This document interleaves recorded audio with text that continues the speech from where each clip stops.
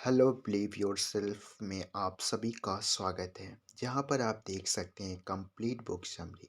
तो आज का वीडियो नॉर्मन वैकेंट की book the power of positive thinking पर आधारित है। राइटर ने इस किताब को 13 चैप्टर में लिखी है। मैं आपको एक एक करके सभी चैप्टर के बारे में डिटेल से बताऊंगा। इस किताब में राइटर ने पॉजिटिव सोच के ताकत के बारे में बताया है कि किस प्रकार हम पॉजिटिव सोचकर अपने सेल्फ कॉन्फिडेंस को बढ़ा सकते हैं, लाइफ में किसी भी प्रॉब्लम को सॉल्व कर सकते हैं, कैसे पॉजिटिव थिंकिंग की मदद से सक्सेस और हैप्पीनेस हासिल कर सकते हैं। तो बने रहिएगा इस वीडियो में शुरू से लेके अंत तक। और हम स्टार्ट करते हैं अपनी जर्नी के चैप्टर को। तो जो हमारा पहला चैप्टर है बिलीव इन योर सेल्फ। तो जैसा कि आप सभी जानते हैं कि हमारे चैनल का भी नाम है believe in yourself. Believe yourself मतलब खुद पर विश्वास करें, क्योंकि हम देते हैं book summary but we are believe on yourself. हम खुद पे विश्वास करते हैं। तो किसी भी काम को करने के लिए खुद पर विश्वास करें। खुद पर विश्वास के बिना आप जीवन में सफल नहीं हो सकते। सफलता प्राप्त करने के लिए सेल्फ कॉन्फिडेंस बहुत ज़रूरी होता है। कई बार हम सब ने देखा है कि बहुत से लोगों को दूसरे की सफलता और कामयाबी को देखकर बुरा महसूस करते हैं, किंतु वो खुद इतने सक्सेसफुल नहीं होते। अगर आप खुद में सेल्फ कॉन्फिडेंस पैदा कर लें तो आपको दूसरों को देखकर बुरा महसूस करने की ज़रूरत नहीं पड़ेगी। मान लीजिए कि आपका कोई दोस्त परीक्षा में ए ग्रेड लाता है और आपको हमेशा सी ग्रेड मिलता है, तो आपके अंदर निराशा पैदा हो जाती है। आप बचपन से ही अपने मन में यह विश्वास बना लेते हैं कि आप अपने भाई या बहन या दोस्त के तरीके सफल नहीं हो सकते। यदि आप नहीं जानते, लेकिन दुनिया में बहुत से ऐसे सक्सेसफुल लोग हैं जो स्कूल में सबसे कम नंबर से पास किए थे। एक यूनिवर्सिटी में किए गए सर्वे के अनुसार 70% स्टूडेंट जिनके अंदर आत्मविश्वास की कमी होती है। अगर आप में से देखोगे कि कुछ आपको ऐसे लोग मिल जाएंगे जिनमें आत्मविश्वास की कमी है।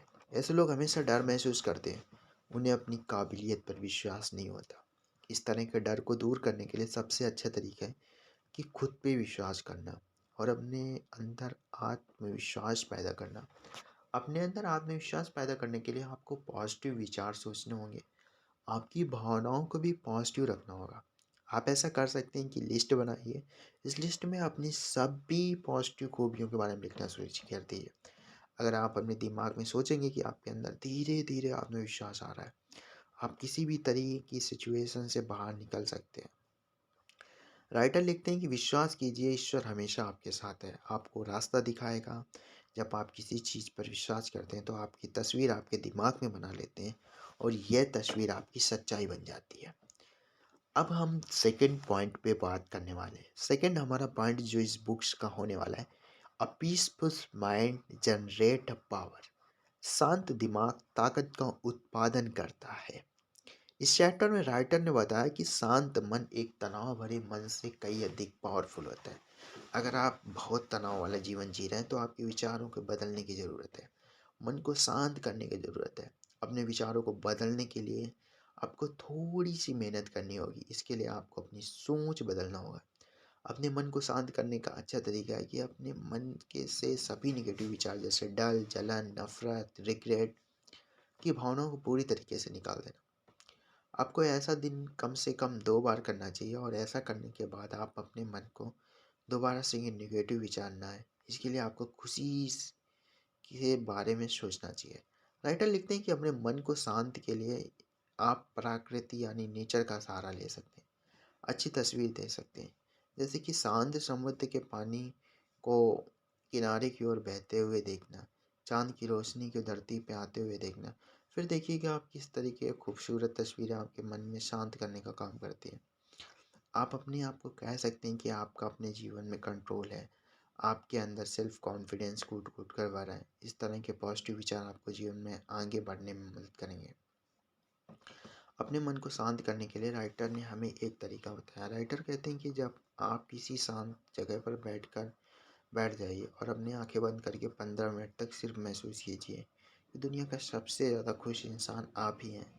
आपको 15 मिनट में कुछ भी बोलना नहीं और ना ही अपने मन में कोई निगेटिव विचार रखना है।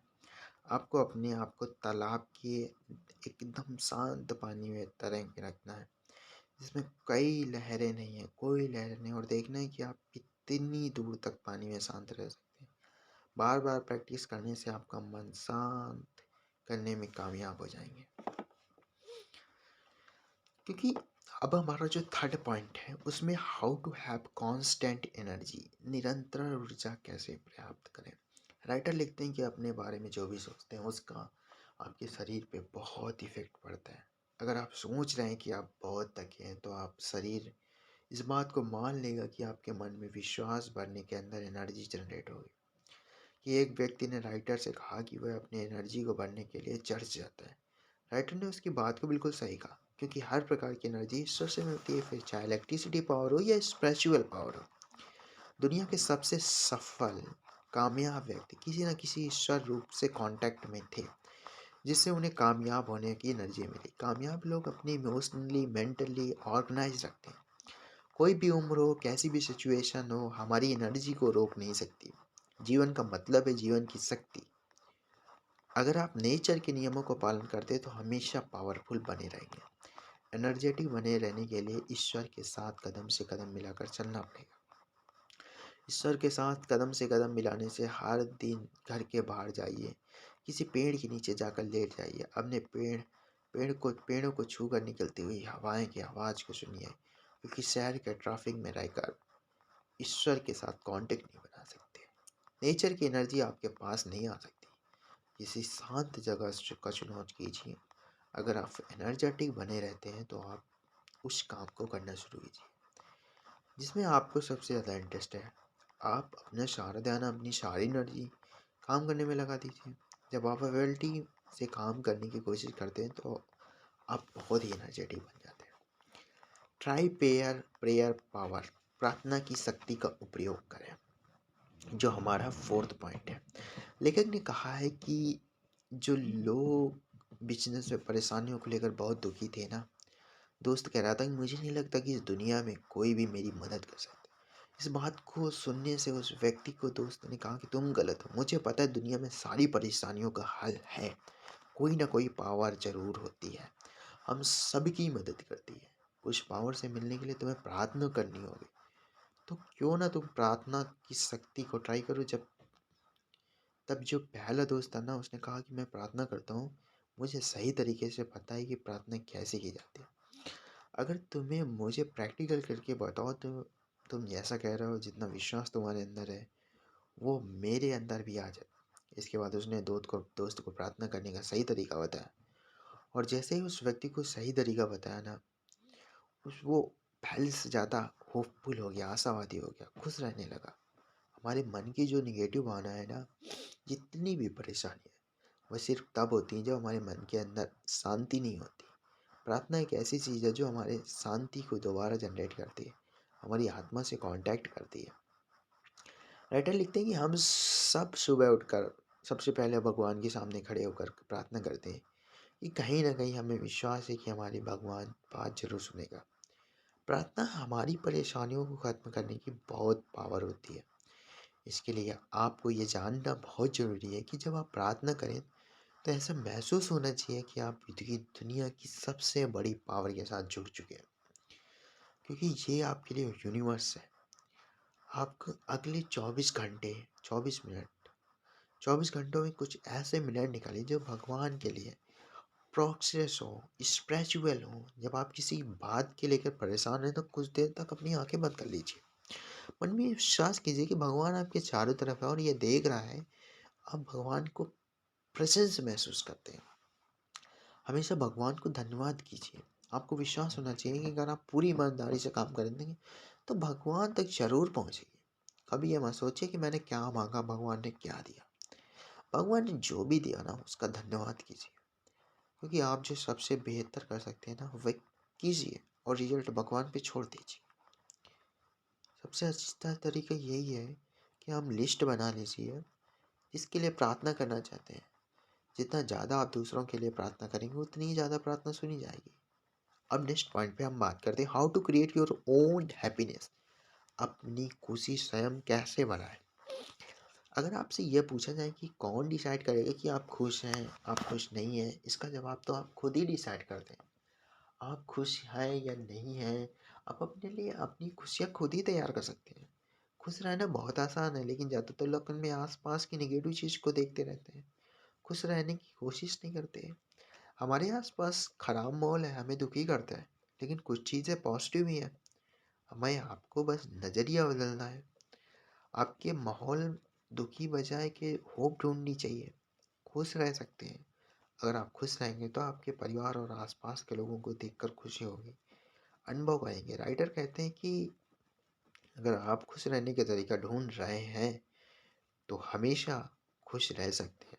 जैसे आप सुबह उठें तो शीशे के सामने खड़े होकर बोलिए कि मैं दुनिया का सबसे खुश इंसान हूँ। जब आपको आपकी पसंद का खाना मिले तो आप खुशी से कहिए, वाह क्या बात है, आज मेरा दिल खुश हो गया। ये बहुत छोटी सी बात है, लेकिन इसका असर आप बहुत बड़ा है। राइटर एक ऐसा तरीका बताते हैं जिन्होंने थॉट कंडीशनर का नाम दिया। इसने उन्होंने कहा कि आप ऐसे विचारों को डायरी पर लिख लीजिए जो आपको खुश रखते हैं, जिनसे आप खुश अंदर एनर्जी को फॉलो करते हैं। फिर हर दिन उस डायरी में विचार लीजिए और काम कीजिए, उसकी खुशी महसूस कीजिए। अगर आप पूरे दिन अपने को इनकरेज करते रहेंगे तो आप महसूस करेंगे कि मैं खुश हूँ। तो आप सब खुश कर सकते हैं। अब stop filming and retraining fretting, नाराजगी और झुकना बंद कीजिए। राइटर कहते हैं जो हमारा पॉइंट है ना 6, ये बताता है कि नाराजगी और झुकना बंद कर दीजिए। राइटर कहते हैं कि अगर अपने जीवन में शांति चाहते हैं, अपनी गुस्सा की आदत को छोड़ना चाहते हैं, जो लोग अपने जीवन में ज़्यादा गुस्सा करते हैं वो ज़्यादा कमज़ोर और ज़्यादा बीमार होते हैं। तो आप तब खुश रहते हैं आपका जब दिमाग शांत होता है। बहुत ज़्यादा गुस्सा करना शरीर के लिए हानिकारक है, टॉक्सिनेटिक छोड़ने लगता है और व्यक्ति को इमोशनल कमज़ोर बना देता है। इससे व्यक्ति ज़्यादा तनाव में चला जाता है, दिमागी परेशानियां बढ़ जाती हैं। राइटर लिखते हैं कि बेशक आप अपने जीवन में ज़्यादा बिजी हों, लेकिन 24 घंटों में 10 से 15 मिनट निकाल कर अपने आप की शांति महसूस कीजिए। आप बाहर दिन भर भी ऐसा करते हैं तो आपकी यकीनन बहुत ज़्यादा शक्ति का एहसास करेंगे। आप यह भी देखेंगे कि आपके अंदर हर नई चीज़ें करने का एक्साइटमेंट बढ़ रहा है। इसलिए कोशिश कीजिए कि आप गुस्सा ना करें। अपने आप से वादा कीजिए कि आज के बाद मैं पॉजिटिव चीज़ें ही देखूंगा, गुस्से पर काबू करने की कोशिश करूंगा। हमारा दिमाग शांत, हमारा फिजिकल एटीट्यूड, हमारा मेंटल एटीट्यूड भी तरह का होना चाहिए। इस तरीके से आप अपने गुस्से को तनाव में कम कर सकते हैं। पहले आराम से कुर्सी पर बैठ जाइए, अपने हाथों को पैरों पर खुला छोड़ दीजिए और महसूस कीजिए कि आप बहुत ही शांति का अनुभव कर रहे हैं। सोचिए कि मैं खुश हूँ, मैं शांत हूँ, मैं आराम हूँ। देखिए भगवान आपके लिए क्या कर रहे हैं। अपनी पीछे सारी सक्सेस याद कीजिए जो लाइन आपको साहस देते हैं और 4 से बाहर दोहराइए। Expect the best and get it, सर्वश्रेष्ठ की उम्मीद कीजिए और वही पाइए। पॉइंट हमारा 7 है।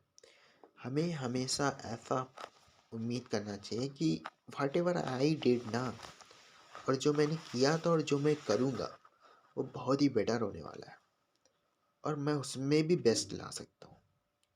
हमें खुद पे ऐसा विश्वास करना चाहिए। I don't believe in the defect, मैं हारने में विश्वास नहीं करना चाहिए। हमारा जो 8 नंबर पॉइंट है, कभी भी हमें अपने जीवन में हार जैसा कोई विचार न लाए। अगर आपके जीवन में क्वेश्चन या निगेटिव विचार आता है ना, तो आप बिल्कुल हटा दीजिए। हमेशा सोचिए कि हारने वालों में से नहीं हूँ। हार जैसी किसी भी चीज़ पर विश्वास नहीं करता। आपका एटीट्यूड भी हमेशा ऐसा होना चाहिए कि आपकी जीत की तरफ ले जाए। कई बार अगर हमारे जीवन में बहुत सी सारी परेशानियाँ आ जाए ना, तो उनमें से मन भागने लगते हैं लोग। हम आपसे कहना चाहेंगे कि मुसीबतों से मत भागिए, बल्कि उनका डट कर मुकाबला कीजिए। तब तक लड़ते रहिए जब तक मुसीबत आपको छोड़कर न भाग जाए। परेशानी से डर कर भाग जाना किसी भी परेशानी का हल नहीं होता। अगर आपके मन में विश्वास है, अगर आपके मन आपको भगवान पर विश्वास करते हैं, अगर आप हार जैसी किसी भी चीज़ को भी पा नहीं सकते हैं, हम सब भगवान को कोई ना कोई अनोखी शक्ति ज़रूर दी है। सब आपको उस पर यकीन करने की ज़रूरत है। अपने आप को मजबूत बनाकर खुद को ऊपर उठाने और कभी हारने वाली भावना ही आपके अंदर भावना पैदा करती है। How to break the worry habit, चिंता करने की आदत को कैसे ख़त्म करें। आपकी चिंता करने की आदत पूरी तरह से खत्म कर देना चाहिए, क्योंकि आप चिंता करने की आदत के साथ पैदा नहीं हुए थे, बल्कि आप खुद इसे अपनाया था। राइटर बताते हैं कि अपनी चिंताओं को खत्म करने के लिए रोज अपने दिमाग को खाली करना चाहिए, खासकर रात में सोने से पहले सारी चिंता छोड़ कर सोना चाहिए। चिंता पर काबू पाने के लिए ना हमें भगवान मदद करते हैं, क्योंकि हमारी हर समस्याओं को निजी समस्याओं को हल करने की शक्ति होनी चाहिए। क्योंकि हमारी समस्याओं का कठिन सिचुएशन में भगवान के हम सबसे करीब होते हैं, उनकी मदद ज़रूर लें। हम सब जानते हैं कि किसी न किसी ने भगवान को नहीं देखा, लेकिन फिर भी हम विश्वास करते हैं कोई पावर है जो हम सबको चला रही है, इन परेशानियों का सलूशन दे रही है, आगे बढ़ा रही है। तो प्रॉब्लम को छोड़ दीजिए और सही वक्त पे सलूशन ज़रूर मिलेगा। आप सारी समस्याओं को एक कागज़ पर लिखते जाइए और समस्या समाप्त हो जाएगी, मिटाते जाइए। नए विचारों को अपने साथ अपने आप को बदलिए। लोगों को अपनी तरीके कैसे बनाएं, ये भी समझें। शक्ति की ओर कैसे आकर्षित हो, द पावर ऑफ अट्रैक्टिव, ये सब आपको जानना चाहिए, क्योंकि ये शक्ति ही हमारी जो मुसीबतों में मत भागिए, बल्कि उनका डट कर मुकाबला कीजिए। जब तक लड़ते रहिए, मुसीबत आपको छोड़ न जाए, कि that is the power, that is the positive attitude, that line is your friend, that may motivate the